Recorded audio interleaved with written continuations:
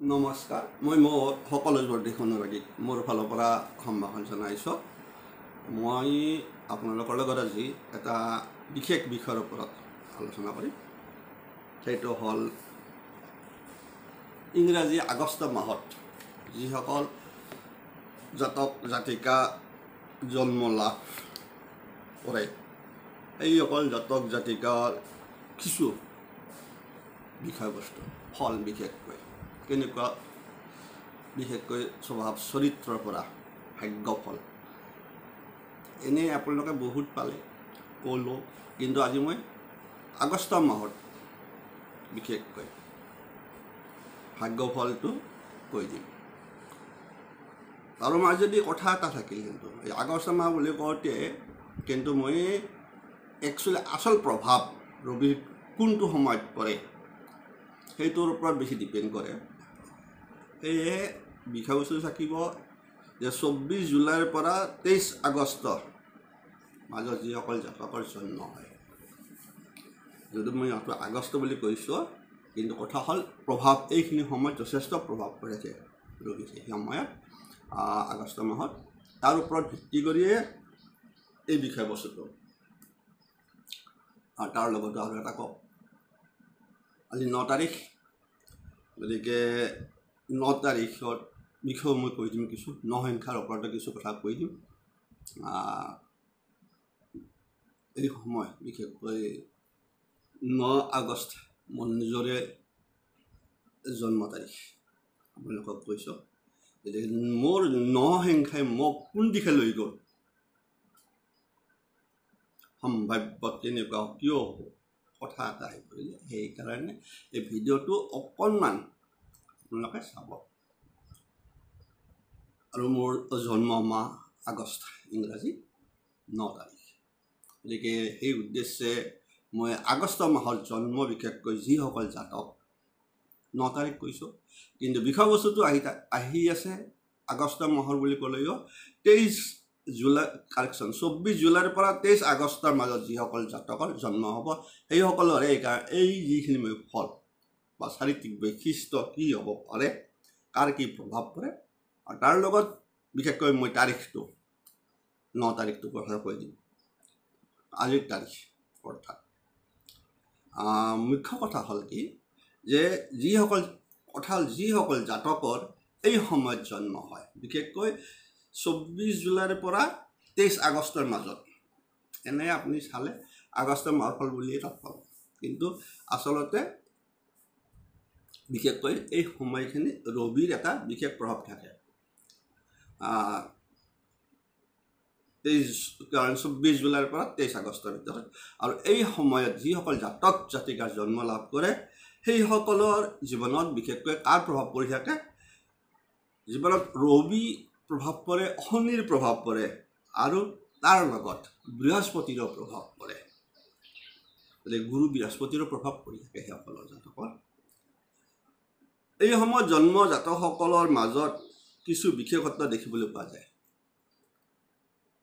মনত ৰাখিব, কিন্তু এই 24 জুলাই বা 23 আগষ্টৰ ভিতৰত যিখিনি জাতকৰ জন্ম হয় এই জাতকসকলৰ মাজত কিছু বিশেষত্ব দেখিবলৈ পোৱা যায়। কি বিশেষত্ব দেখিব পোৱা যায় যে এই জাতকসকল তেজস্বী পুৰুষ হয়, বিশেষকৈ তেজস্বী পুৰুষ হয়, কিন্তু এই জাতকসকলৰ ভাগ্য বিপৰ্যয়ৰ মাজেদি জীৱনত অগ্ৰসৰ হয়। মনত ৰাখিব, কিন্তু খুব এটা ইম্পৰ্টেণ্ট কথা কৈ আছোঁ যে ভাগ্য বিপৰ্যয়ৰ মাজেদি জীৱনত অগ্ৰসৰ হয়। কাৰণ যদি মই মোৰ লাইফৰ কথা ক'ব যাওঁ, যথেষ্ট পঢ়াৰ সময়ৰ পৰা কি কৰিছোঁ কি কৰা নাই অনলি গড ন'ছ, বাকী কোনো সিমানখিনি গম নাপায়।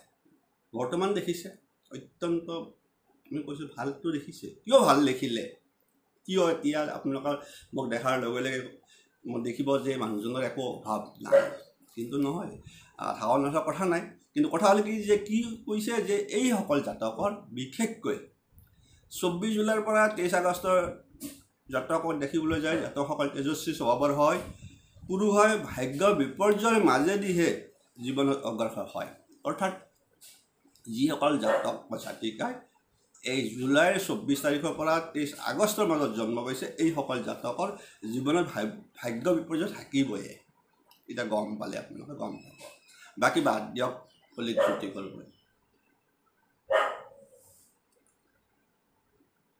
আপুনি মনত ৰাখিব আপোনাৰ কৰ্মশক্তিৰ দ্বাৰা আপুনি জীৱনত উন্নতি কৰিব লাগিব মনত ৰাখিব ই দিছে যে আপোনাৰ মনত ৰাখিব যে আপুনি মনত ৰাখিব আপোনাৰ নিজৰ কৰ্মশক্তিৰ দ্বাৰা আপুনি জীৱনত উন্নতি কৰিব লাগিব ভাগ্যই সৃষ্টি কৰিব ভাগ্য বিড়ম্বনা পাব লগাটো নাপাব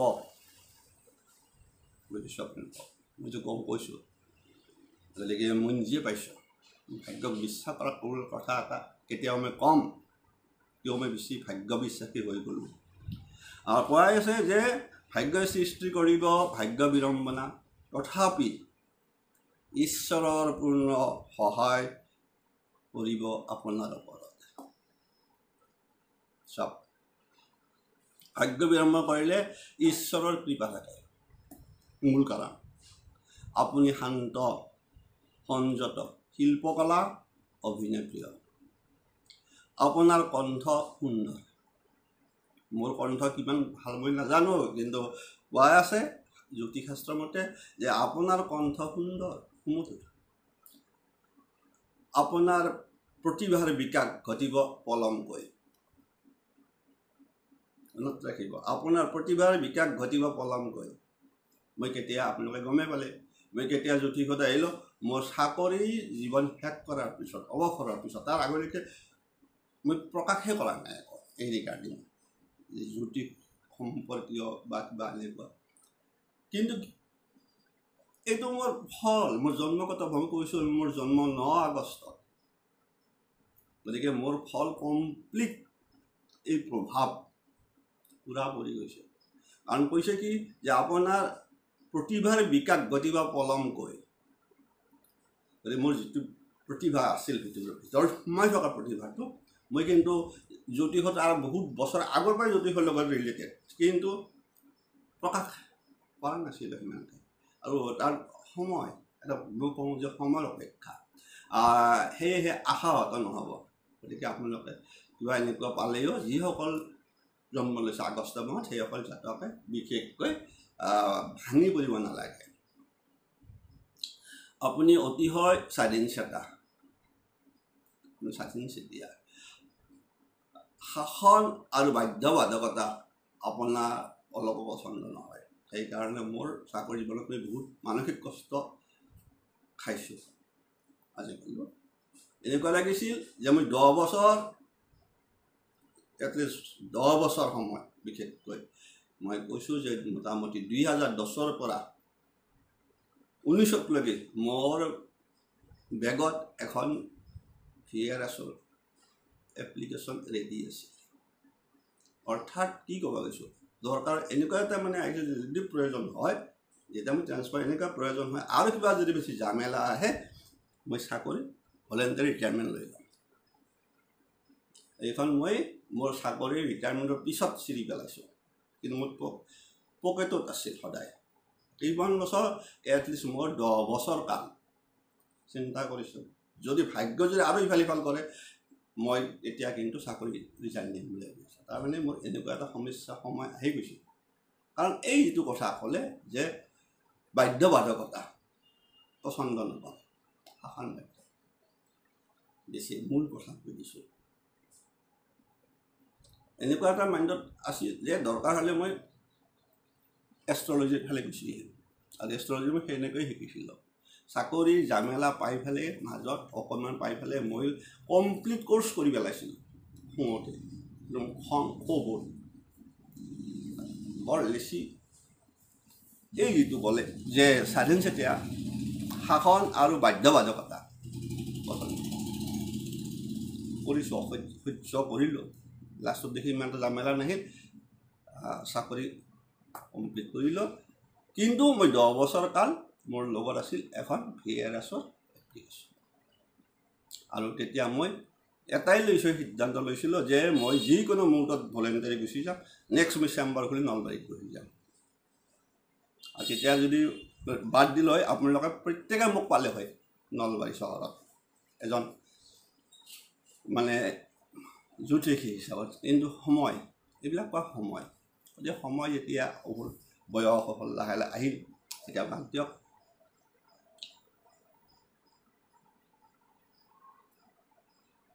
এই জাতকসকল বিশেষকৈ কি হয়, এই সময় জাতকসকলে কি হয় যে প্ৰবল ইচ্ছা শক্তি আৰু কৰ্মক্ষমতালৈ জন্মগ্ৰহণ কৰে।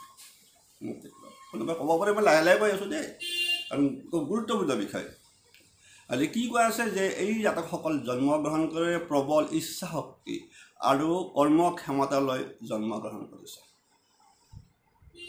চাব কিন্তু ইচ্ছা শক্তি প্ৰবল হৈ থাকে আৰু কৰ্মক্ষমতালৈ জন্ম কৰিছে।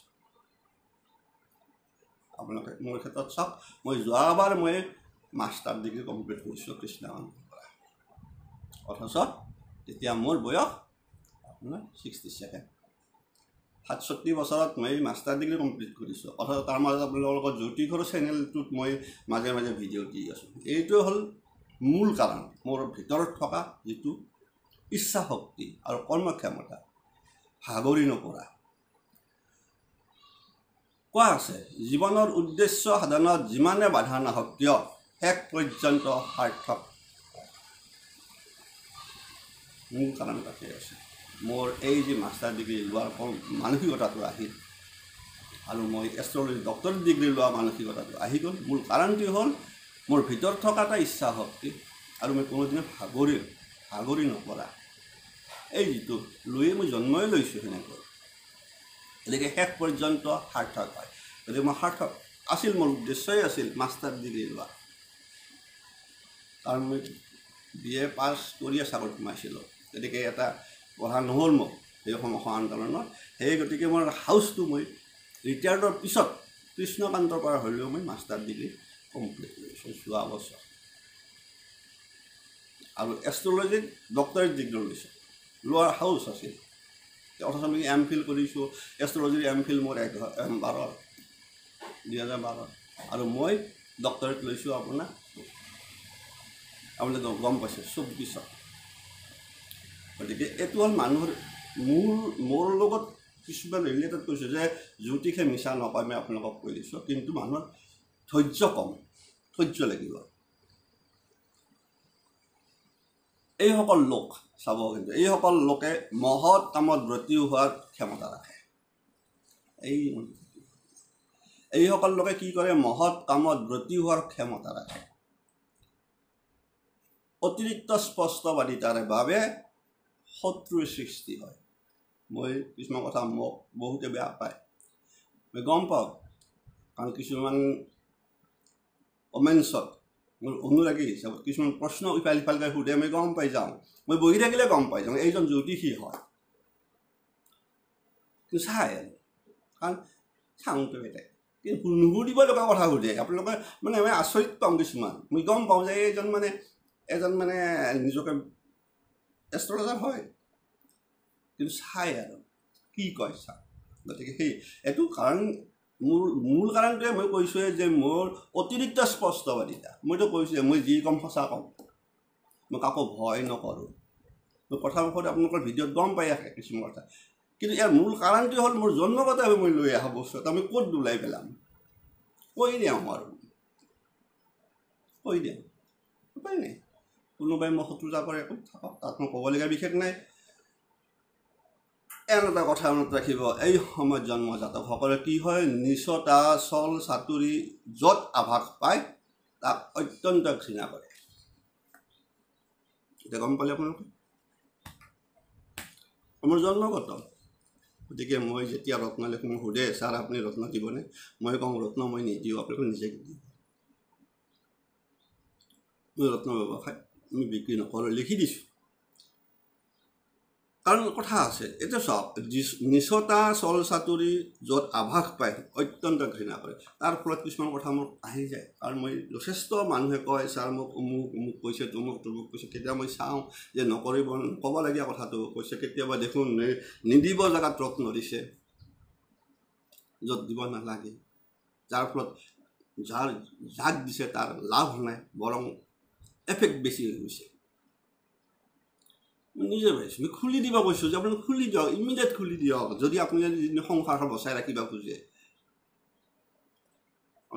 কথা আহি পৰে কিছুমান ৰত্ন লৈ আপোনাৰ কিছুমান ৰত্ন আপোনাৰ জীৱন্ত বুলি কোৱা আছে আপোনাৰ বিশেষকৈ যদি আপুনি যদি প্ৰবাল পিন্ধি দিয়ে যদি আপুনি নীলম পিন্ধি দিয়ে এইবিলাক জীৱন্ত মানে অতি মানে শক্তিশালী ৰত্ন এফেক্ট বিশেষকৈ কৈ দিছোঁ মই আপোনাক বিশেষকৈ প্ৰবল হওক নীলম হওক গতিকে নীলম ৰত্ন পিন্ধা আৰু প্ৰবল পিন্ধাটোৰ ক্ষেত্ৰত যথেষ্ট সাৱধানতা অৱলম্বন কৰিব লাগে আপোনালোকক কৈ থৈ দিলোঁ দেখিলেই নহ'ব অষ্টম স্থানত আছে বুলি আপোনালোকে মাৰি দিব সপ্তমত মংগল থাকিল বুলি আপোনালোকে প্ৰবল মাৰি দিব আছিল যদি ভাল সম্পৰ্ক বেয়া হৈ যাব পাৰে কাৰণ আপোনালোকে সেই কৰক মইতো কৈ যাওঁ অলৰেডি মই কোনো বেয়া পাই লাভ নাই গতিকে কথা হ'ল কি যে অতিৰিক্ত স্পষ্টবাদিতা শত্ৰুৰ সৃষ্টি হয় নিচতা চল চাতুৰি য'ত আভাস পায় অত্যন্ত ঘৃণাৰ চকুৰে চায় স্নেহ প্ৰীতি কৰোণা আৰু প্ৰবল আকৰ্ষণীয় শক্তিৰ দ্বাৰা এইসকল লোক মনত ৰাখিব স্নেহ প্ৰীতি কৰোণা প্ৰবল আকৰ্ষণীয় শক্তিৰ দ্বাৰা এইসকল ব্যক্তি অত্যন্ত জনপ্ৰিয় হৈ থাকে কাৰণ চব আপোনালোকে নিজে গম পাইছে কিছুমানে মই আপোনালোকৰ কথা পাতিলে মই কিছুমান বহুত মই কুণ্ডলী বিচাৰ নকৰাকৈ বহুত লোকে মই কৈ দিওঁ বোলে আপোনালোকে অমুক অমুক কৰক এনেকুৱা যে হৈ আছে আপুনি অমুক অমুক কৰি চাওকচোন এবাৰ নিশ্চয় কিবা এটা সফল পাব ভগৱান ইমান মানে সেই নহয় অন্য কৰিব বিচৰা নাই আপোনাৰ অকণমান চাইছে আপোনাক টেষ্ট কৰিছে অকণমান অলপ হ'লেও ভাল দিন আহিব মানুহৰ জীৱনত সদায় বেয়া সময় চলি নাথাকে মই কৈ দিছোঁ গতিকে এইটো কথা হ'ল কি এইসকল জাতক অত্যন্ত কি হয় যে স্নেহ প্ৰীতি কৰোণা প্ৰবল আকৰ্ষণীয় ব্যক্তিৰ দ্বাৰা এইসকল অত্যন্ত জনপ্ৰিয় হৈ থাকে উৎসাহপূৰ্ণ নহ'লে বা মনৰ মতে কামটো নহ'লে কি হয় বিষণ্ণ আৰু অতৃপ্ত হৈ থাকে কাৰণ এই জাতকৰ এটাই স্বভাৱ বেয়া বিশেষকৈ আগষ্ট মাহত জন্ম জাতকসকলৰ কোনোদিনে তৃপ্তি নাপায় কিবা আৰু এটা কৰাৰ মন থাকি যায় কি কৰিলে ভাল হ'ব সন্তুষ্টিটো খুব কম হৈ থাকে এৰিছোঁ আপোনাক গম পালে যে কিটো ক'লোঁ যে আগষ্ট মাহত যিসকল বিশেষকৈ 23 কালেকশ্যন 24 জুলাইৰ পৰা যিসকল 23 আগষ্টৰ ভিতৰত যিসকল জাতকৰ জন্মগ্ৰহণ কৰিছে এইখিনি প্ৰভাৱ এই জাতকসকলৰ গাত দেখিবলৈ পোৱা যায় এতিয়া মই আহোঁ তাৰিখ মই কৈছোঁ 9 সংখ্যাৰ ৰহস্য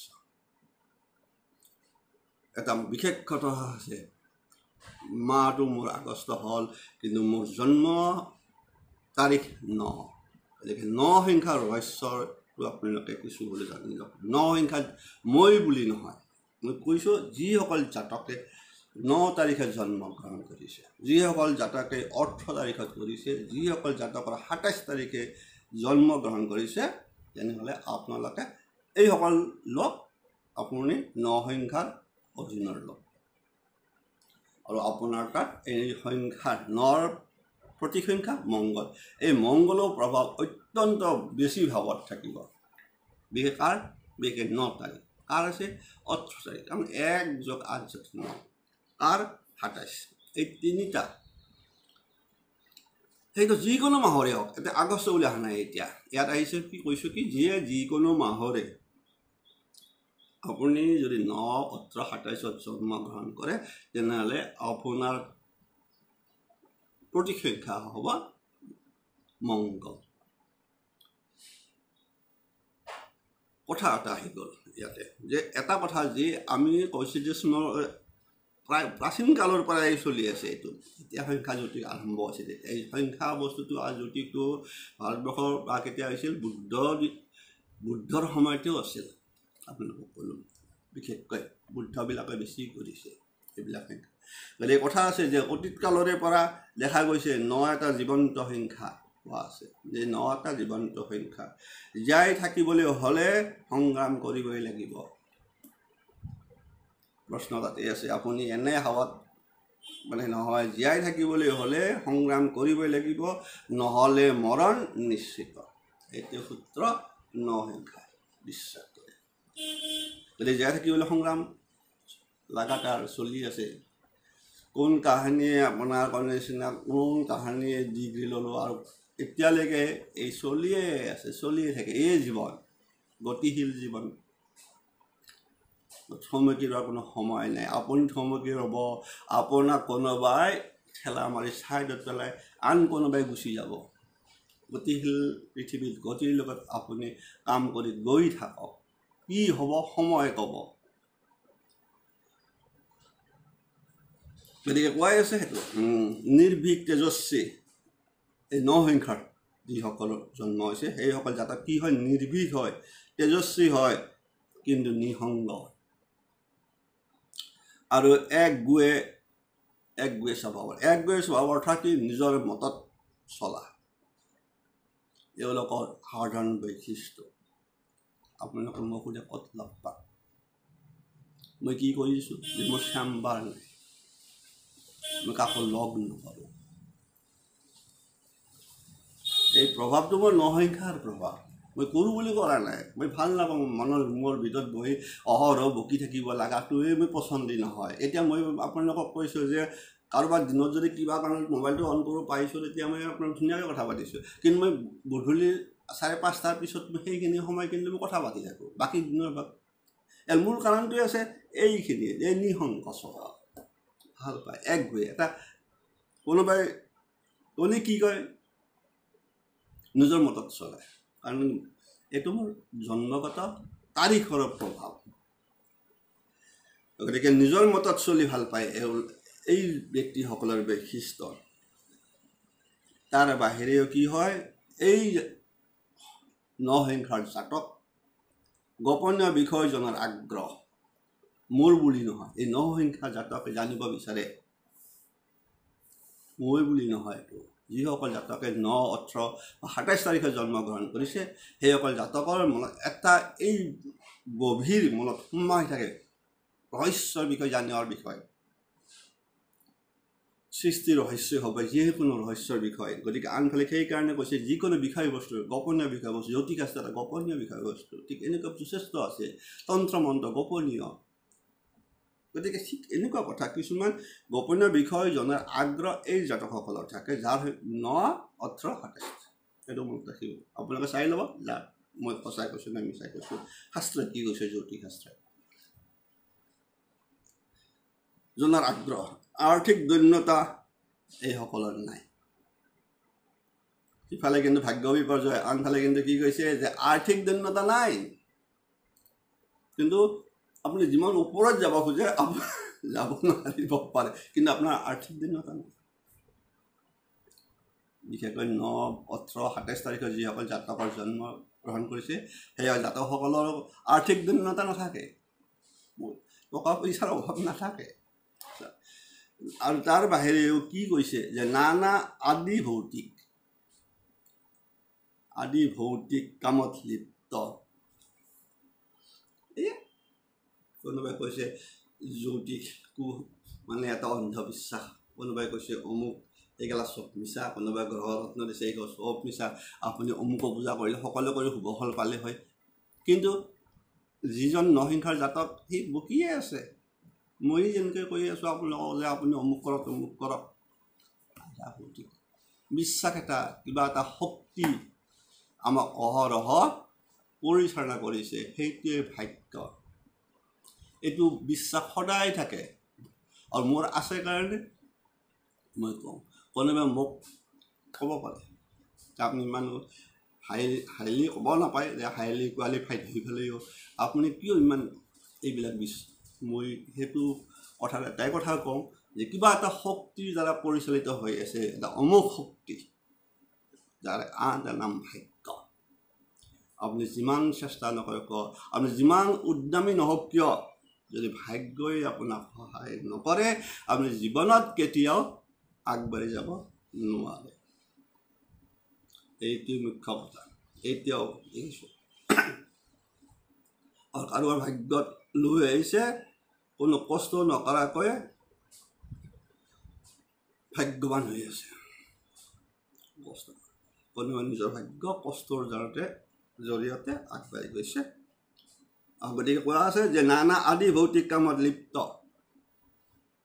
যদি শনি প্ৰভাৱ বেছি পৰে তেনেহ'লে এই মই কৈছোঁ যে তন্ত্ৰ মন্ত্ৰ এইবিলাকৰ ক্ষেত্ৰত গুচি যাব ভয় থাকে এইবিলাক গতিকে তাৰ মাজত আন এটা কোৱা আছে এই জাতকসকল সাধাৰণতে ব্যৱসায়ত উন্নতি লাভ কৰে সাহস যথেষ্ট এৰিছোঁ নিশ্চয় আপোনালোকে অলপ দীঘল হ'ল বেয়া নাপাব কৈ দিলোঁ সকলোৰে মংগল কামনা কৰিলোঁ সকলোৱে ভালে থাকক কুশলে থাকক আজি আপোনালোকে এটা বিষয়বস্তু নতুন বিষয়বস্তু গম পালে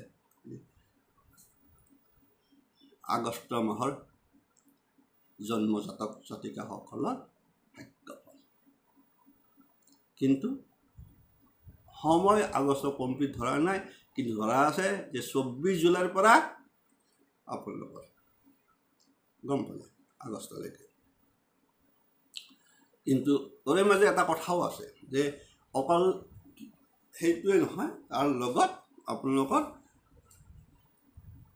একচুৱেলি আগষ্টৰ 28 তাৰিখেও এই বিষয়বস্তুত ধৰি ল'ব পাৰি মই যিখিনি ক'লোঁ ফল এনে আপোনাৰ গ্ৰন্থবিলাকত সেনেকৈ লেখাই আছে 24 জুলাইৰ পৰা লেখাই আছে 23 আগষ্টলৈকে কিন্তু আন এটা কথা কোৱা আছে যে এই বিশেষকৈ এনেকুৱা ফল যিসকল জাতকে 28 তাৰিখৰ ভিতৰত জন্মগ্ৰহণ কৰিছে তাৰমানে 28লৈকে এই বৃত্তৰ ভিতৰত মানে সোমাই লোৱা বুলি ধৰিব কৈছে এৰিছোঁ সকলোৱে ভালে থাকক কুশলে থাকক